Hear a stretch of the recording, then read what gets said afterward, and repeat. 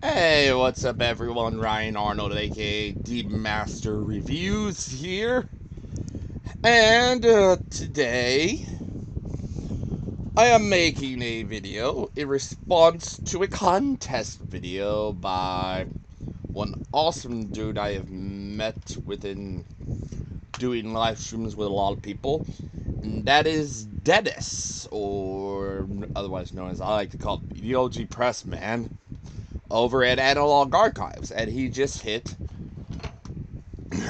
2,000 subscribers. So, first off, congratulations, Dennis, on reaching and passing 2,000 subscribers. Hopefully soon, and really soon, hopefully we can work together. Like I said, soon. But he's doing a contest video of 10 second albums or sophomore albums, pretty much, that are as good or better than the debut.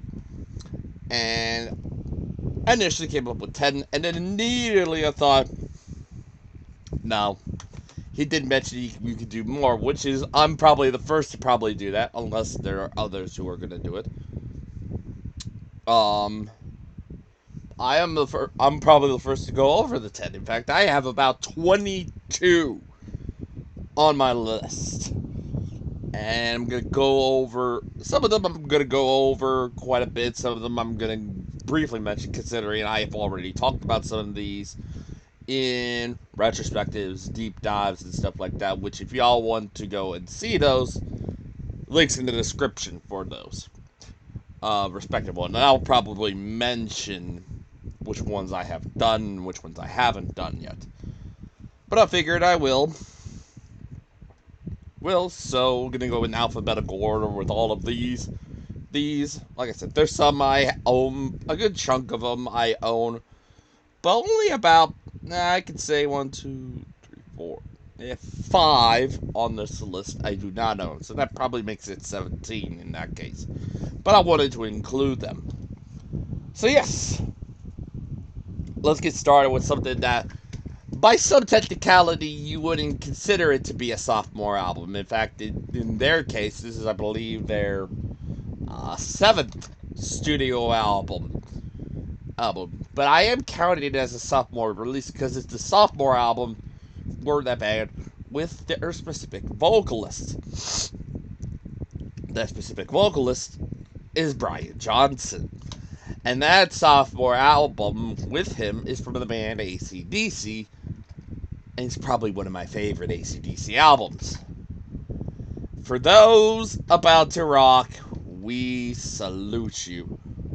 I ain't gonna talk too much about this, considering I'm gonna be doing a deep dive about this band, about the Brian Johnson years. But to sum it up, shorten up, I absolutely love this album. Everything about it, absolutely love it, love this album. And I'll mention something. There's gonna be rock and metal, obviously, with me. But yeah, for those about to rock, we salute you. I love it. And I don't get me wrong, I love Back in Black. I really do. I really do love it. But I think this is just a little bit better.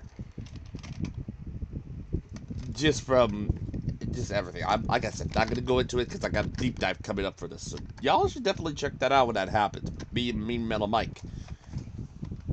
Yeah, AC/DC. For those about to rock, and I'm looking on my list here. Who would it be next?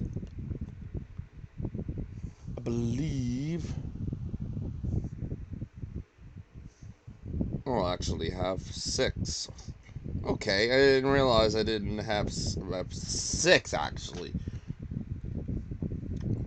But here we are already going into an album I do not unfortunately own, and this was kind of an obvious one. Paranoid by Black Sabbath. I mean, it should be obvious when you think of this album, you know. And I've already done a deep dive for this part 1. It was me and Metal Ben did that. So definitely check it out. Link in the description for that deep dive. But Yeah, I like the album. Definitely think it's better than the self-titled debut. Way better. I mean, for Christ's sakes, you get War Pigs, title track, Planet Caravan, Iron Man, for Christ's sakes. You get Electric Funeral. It's just a lot of great stuff on there. It's damn near perfect for the time, obviously. And you would think, oh, you can't get a perfect album in the 70s. I say BS. Some of Moody Blues albums from that time period are perfect albums. Well, I might get to them here soon. But Paranoid, my God, such a classic album, such a classic hard, classic rock, classic metal album. Yeah, obviously everybody should know about this. If you haven't, what the hell? Go and listen to it.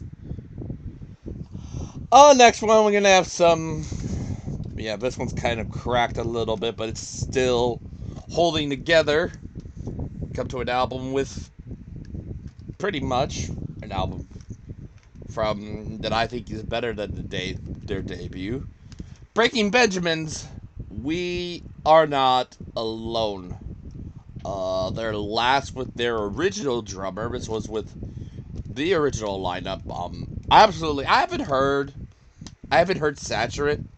I don't even own Saturate. I've heard some songs off of Saturate, but never listened to that full leap. So at the moment, I absolutely love this. Even though I'll probably like the debut, We Are Not Alone is when it started to become Breaking Benjamin for me, and I absolutely love this album. Everything from So Cold, Simple Design, Firefly, just a lot of good stuff on here. And I did a bridge retrospective. I think I did a bridge retrospective for these guys. So yeah, definitely check them out. But yep, We Are Not Alone for Breaking Benjamin, first CD in this one.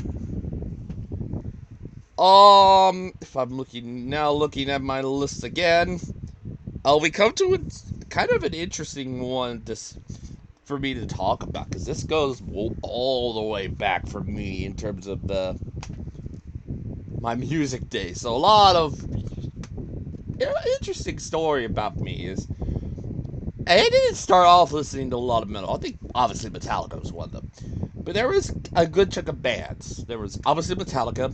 There was another band I'm about to talk about here soon, Kiss, and this band, Collective Soul. This is their self-titled 1995 album. A classic.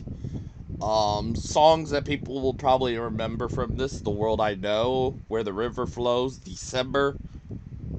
Um, yeah, it's a classic kind of rock, radio rock, pop rock, I guess you could say, of the time. Yeah, and it obviously not a lot of people will listen to these guys, but I absolutely love this album a lot.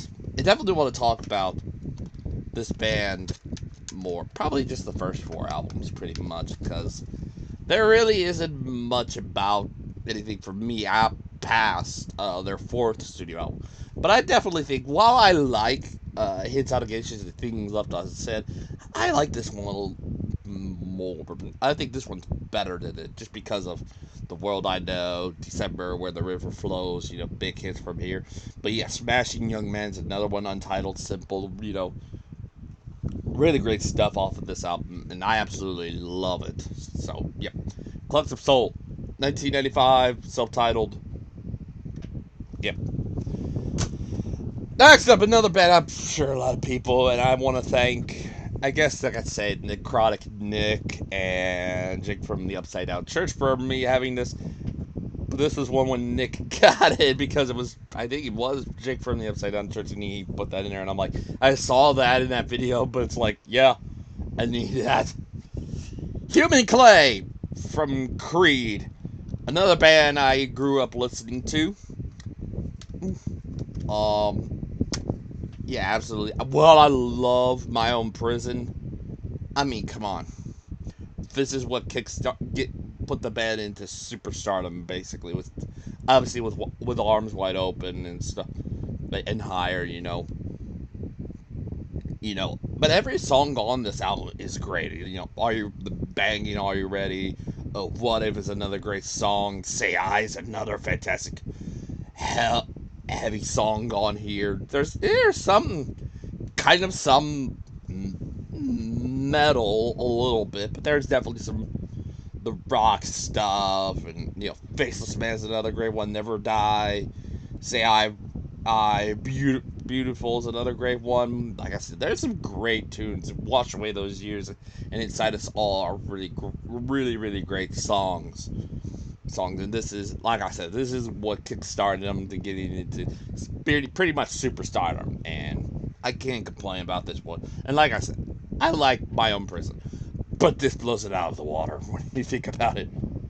But yeah, Human Clay. I definitely check it out. I do have an abridged retrospective for Creed, so definitely check it out.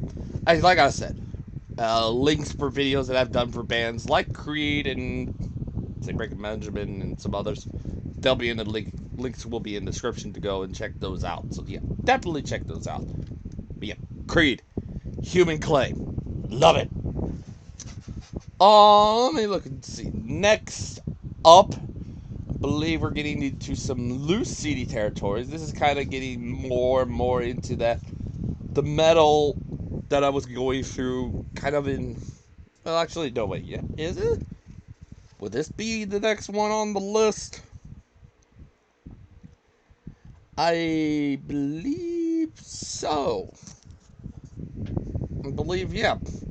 This kind of goes back to the early days for me in metal and what I was getting into and stuff like that. This is Plagues from the Devil Wears Prada, kind of a metalcore stuff, and by extension, this kind of got me into more extreme stuff. When I was about to be out of high school, listening to these guys was one of those. Rammstein was another. And by extension, because of this band, I would get into bands like Cannibal Corpse, Cradle of Filth, Gojira, and stuff like that. But yeah, it's your standard kind of that warped tour style metalcore. It's not like what the other metalcore stuff was. Yeah, it's kind of following that melodic style that you would hear from like bands like All That Remains, As I Lay Dying, Killswitch Engage, Shadows Fall, all that stuff. I believe this was released in 2007, I believe. Yeah, 2007, I believe. This one's kind of the re-edit when it comes to it. But yeah, this one, takes me all the way back to high school and stuff like that, and getting really, really into really heavy music at that point, because as I got older, was trying to go into more heavier music routes and stuff like that. But yep, Devil Wears Prada, Plagues. Next is another one. Basically, I'll probably mention this album. I am off. I forgot one. I skipped over one. This one was another one I don't have, unfortunately. This is another one I do not own, unfortunately. I am now fixing up the list. I forgot I skipped over this one. Probably the only time you'll ever see me talking about something classic, Darkthrone. A Blaze in the Northern Sky, obviously.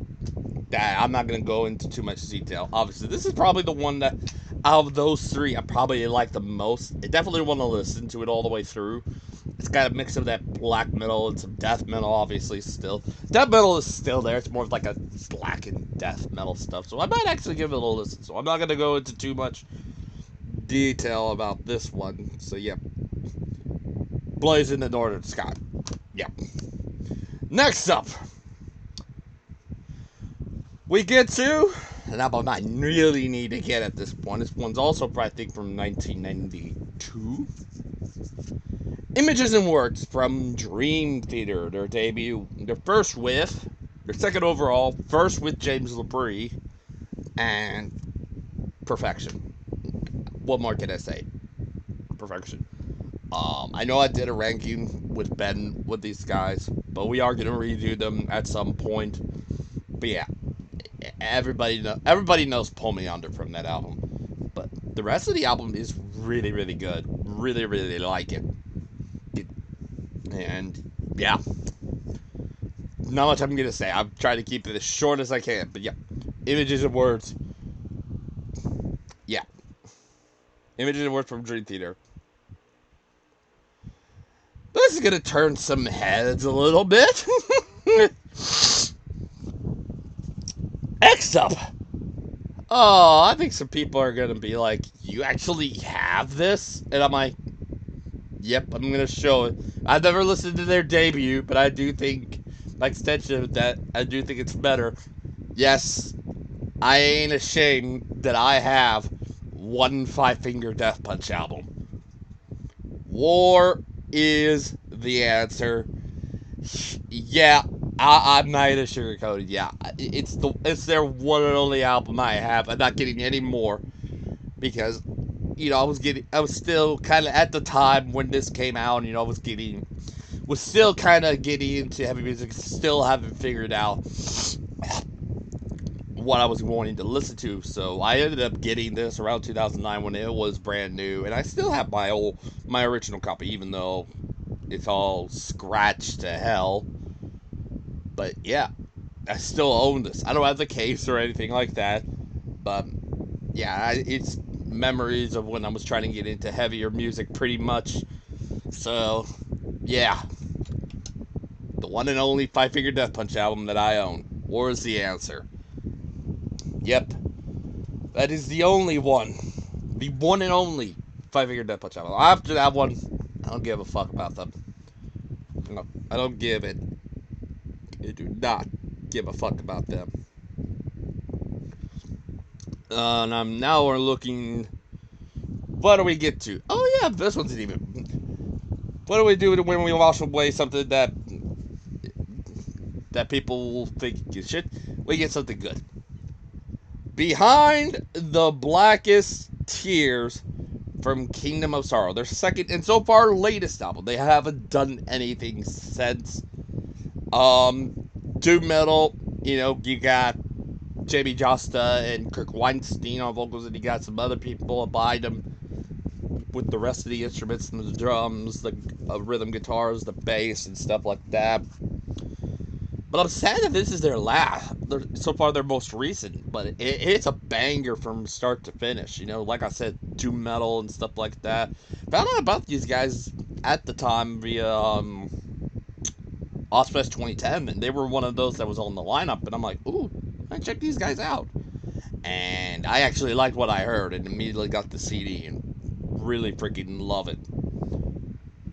I wish they would do more, but they're definitely. I might be doing them in a future mini deep dive, hopefully soon. I haven't done those in quite a bit, but yeah, I'll be hopefully getting back to doing those soon. And I know for a fact that this band will definitely be in there. So yeah, Kingdom of Sorrow, Behind the Blackest Tears, freaking great album. I believe that's the last of all the loose CDs. So now, I believe we're getting into some vinyl territory. Yes. First of only two that I have. I know I have this one on CD, but I wanted to use the vinyl version of it. Ride the Lightning from Metallica. Yeah, definitely leaps and bounds better than Kill 'Em All. I love Kill 'Em All. I really like Kill 'Em All, but come on, it's not even a contest. Yeah, it has some songs on it that I'm not too keen on, like By Fire with Fire, Trapped Under Ice and Escape. But come on, you got the title track, For Whom the Bell Tolls, Fade to Black, Creeping Death, The Call of Cthulhu. All of that literally just blows Kill 'Em All out of the water. And I like Kill 'Em All. I really do like Kill 'Em All. But this, definitely better than Kill 'Em All. By a mile, easily better than kill them all. Yeah. Oh, and you can definitely check out my deep dive for these guys. Because I had a good number of people on there. I believe I had Ben, I believe, was on there. I think Me Metal Mike was on there as well. I could be wrong. But yeah, definitely link in the description for it. Yeah, Ride the Lightning by Metallica. Classic thrash metal. I believe that is...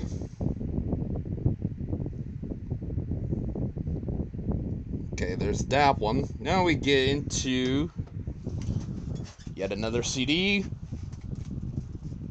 I have not listened to their debut, unfortunately, so just by extension, it is already better.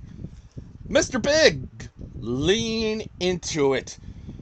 Just already listening. I was listening to this all the way through on a car ride when we were coming. I think we were coming through from Missouri. I was listening to this and was just like, love every minute of this. This from the opening track, Daddy, Brother, Lover, Little Boy, Live and Kickin', Green Tinted 60s Mind, Lucky This Time, Voodoo Kiss, Never Say Never, Just Take My Heart, by Kind of Woman. Just a really, really great album all the way through. Really, really, really love this album a lot. I'm glad I was listening to it all the way through. It is a fantastic album and love it. But yeah, Mr. Big, Lean Into It. I might talk about them in the future. Who knows? I absolutely love it. I definitely will talk about them. Well, next up,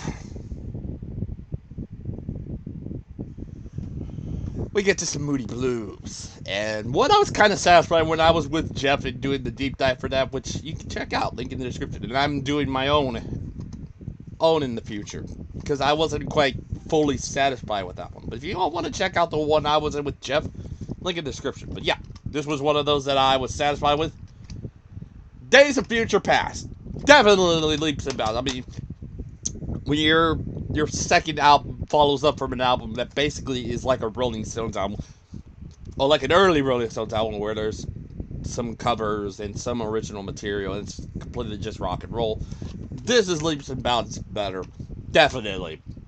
It's prog rock. I think at first, but it is rough around the edges prog rock. And I view it as one whole album, or one whole song and stuff like that with parts, with several parts, split it up into parts. But I view it as one whole entity. That's what I was saying. I was like, I view this as one whole entity. So I couldn't pick a favorite as I was seeing. This is just, it feels like one whole song, pretty much. I was pretty satisfied with that. And, yeah. Days of Future Past. Like I said, go check out what I said in that deep dive with Jeff. And I'll definitely be doing it a different version. My version. Hopefully soon. But yeah. Days of Future Past from Moody Blues. Definitely worth checking out. I believe, who do we got next on the list? Oh yeah, we get to another one. Yet another one I do not own, unfortunately. This one is Fly By Night by Rush. Definitely need to get it. The first of many with their iconic drummer, Neil Peart. He joined on this album, and obviously, their self-titled is the worst album. There's only 2 songs on there I like. Working Man being one of them, and that I think on the final track on side 1, obviously, I like that one too. But I'm just like, I'm not that big of a fan of that album. But Fly By Night definitely leaps them out. It's kind of the same as what happened with Days of Future Past. The second one, substantially better than the debut. And I absolutely love that album. A lot. And yeah, definitely. I really, really like the album. I can't love it. Because I love 2112 and I love A Farewell to Kings and Head of Spears and all that stuff. And moving pictures and the stuff in the mid 80s from Signals to Power Windows. Like those a lot. But yeah, Fly By Night, really, really, really, really good album, and I really, really like it. So yeah. Also, I'll probably do something. I'm not good. That's why I'm probably keeping some of the short and sweet. So yes, that is. Next one we got the final vinyl one, double album, Contradiction by Shamash. I did a retrospective for them. This band was the first retrospective I ever did on the channel. If y'all want to check out my thoughts on that, go check it out. But yeah, while I like Sic Luciet Lux, Contradiction is, I do think, a tad bit better than that one. You know, you're starting to get into that, starting to get into the avant-garde sound at this point. They were getting away from the black and death thrash and stuff like that. But they were getting more into the avant-garde stuff at this point, and I really, really like it a lot. Double album. Yeah, not much I can say. Contradiction by Shamash, or Skamash, whatever it's called.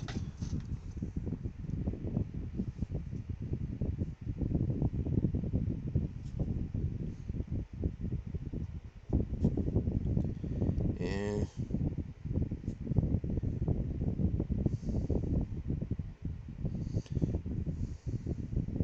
Yeah. Okay, now we getting to.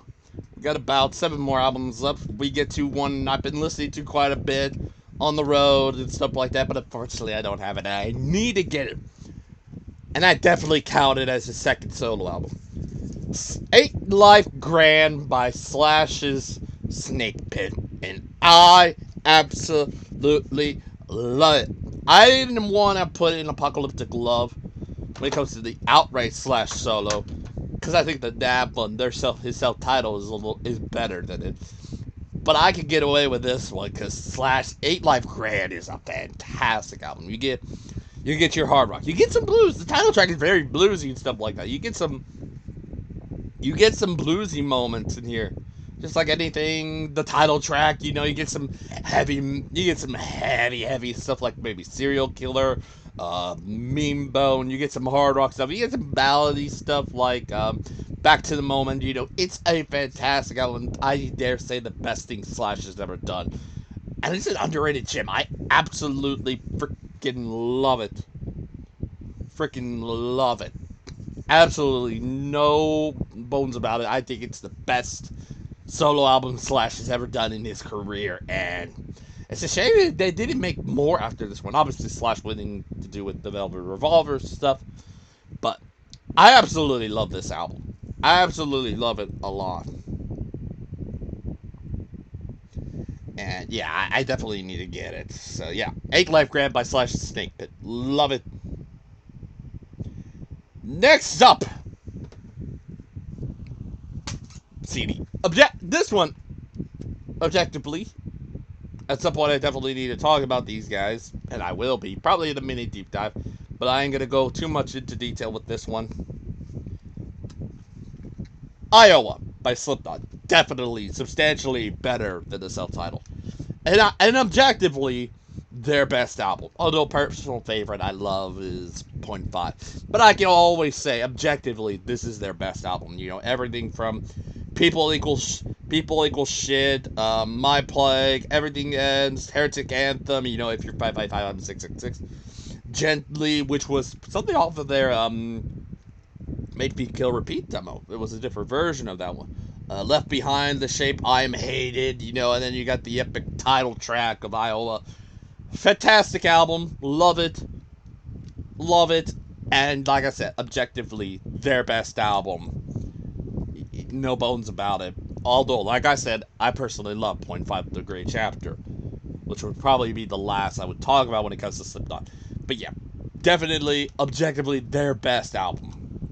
Nothing has come close. Not even the recent stuff.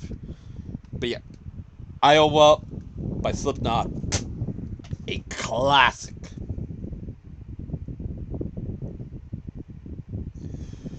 Alrighty, five more albums left.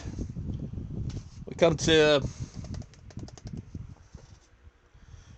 another album in this case. Yep. Another sophomore that is substantially better than the debut. and this one's kind of broken apart. But Anima by Tool. First with Justin Chancellor on the bass. There's a couple of songs on there that they had with the original bassist. I forgot what his name was, but he eventually left. They got Justin Chancellor, and this is pretty much the start of when they were going into the prog metal scene. Like, they were starting really getting into the prog metal stuff. The proggy stuff at this point. Like, they big heavily on the prog at this point. There's still some of the stuff from Undertow, so it's kind of that mixture of what they had on the Undertow stuff, kind of that I guess you could say they were kind of grunge a little bit, but they were starting to get away from that. The alt metal and the prog metal was starting to take a hold at this point. Yeah. I did a retrospective on this band. Definitely check it out. And again, links for deep dives and retrospectives will be in the description for y'all to go and check out. But yep, Anima by Tool. Classic prog metal and stuff like that. Alrighty, now I'm going to talk about two albums in this case because by technicality I do count them as they're kind of different. You got the first one, Van Halen 2, which I think is as good as their debut. I do really like that album a lot.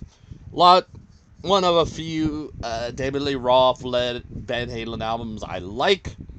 Like, it's not it's not better than the debut. The debut is just leaps and bounds.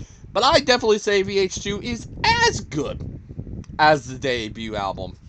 And then we get into the Hagar stuff, where I think this one isn't better than 5150, but is as good. OUA12. You got good stuff, some good songs on here. I like, you got some good heavy stuff. I think Black and Blue is really, really good. Source of Infection, Sucker in the 3Ps, obviously When It's Love is on here. Cabo Wabo, all fired up, naturally wired. Their cover of Apolitical Blues on here. Feels so good, I definitely say, yeah, not better than 5150, but definitely as good, at least in my opinion. But yeah, OUA went through from the Van Hagar years, and then VH2 from Van Halen. So 2 albums left, and here's the final one I do not own at the moment. I used to own it, and I need to get it again. This is Exile from Whitechapel. Vintage classic deathcore, and one of the heaviest albums I had heard around the 2009, 2010, late 2000s, early 2010s. My God, it opened my ears to that. The heaviest of heavy stuff at the time, and it was so damn heavy. The title track, it's just, my God, this album was just brutal as hell. I need to get it again. Yeah. And I haven't done anything for Whitechapel. Probably will at some point, but for now I haven't done anything. But this is Exile. A fantastic album. So yeah, this is Exile from Whitechapel. Yeah. And we come to the final album that we'll be showing in this one. Time One by Wintersun. Holding off till I probably have a mini deep dive or something like that for these guys. Or maybe do an outright deep dive. Solo deep dive where it's just them. But, yeah. Absolutely love this album. It's only 5 or so songs, but I freaking love this album. It's perfect to me. And, yeah. So that's going to do it for me, for my response to Dennis's or Analog Archives 2,000 subscriber contest video. If you enjoyed this, click the like button or the dislike button, whichever floats your boat. Comment below what your thoughts are on these albums and these bands. Remember, links in the description for all of these bands. Links in the description for these bands, for retrospectives and deep dives and stuff like that. Or maybe there. I'll put them in there eventually, obviously. So they'll be in there. And if you're new to the channel, click that subscribe button. But I believe the next thing I'm going to do is, obviously, part 2 for AC/DC. With me, Metal Mike. But yeah, thank y'all for watching. This has been my response to Dennis, the OG press man from Analog Archives' 2,000 subscriber contest video. 10 sophomore second albums that are as good or better than the debut. I will see y'all later, and as always, keep things metal.